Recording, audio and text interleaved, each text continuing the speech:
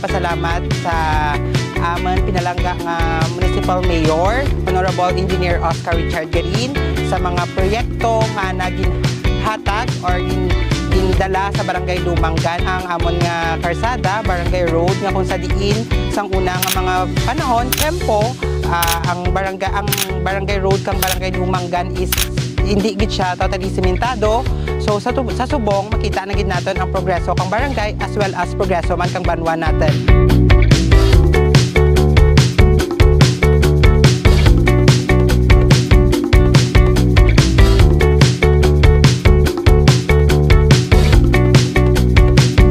No, pangarwa ang mga street light, of course, sa una madulem pa. So sa subong makita gid natin nga may kasanag na gid ang barangay.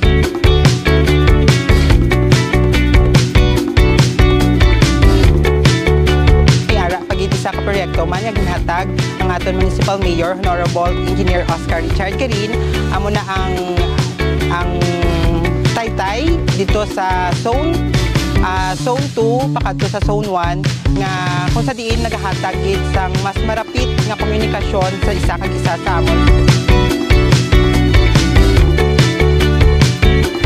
Sang previous nga municipal aid, amo na to ang nabato namon nga 70,000, amo na to ang ginpapinta namon sa bilog nga plaza sa Barangay Lumanggan.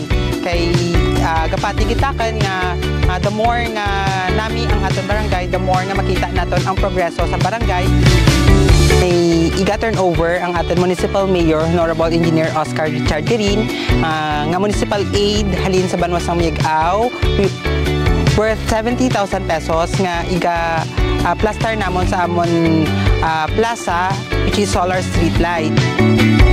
Sa tanan nga mga programa kag mga scholarship nga ginahatag sa mga kabataan nga kung sa diin nakabulig gid sa tanan nga mga kabataan diya sa Barangay Lumanggan. Of course, kami man nagapasalamat sa Dolly Tupad nga iya man gid pagpatigayon, AX kag iban pa nga mga programa nga iya ginhatag sa Barangay Lumanggan. So salamat gid.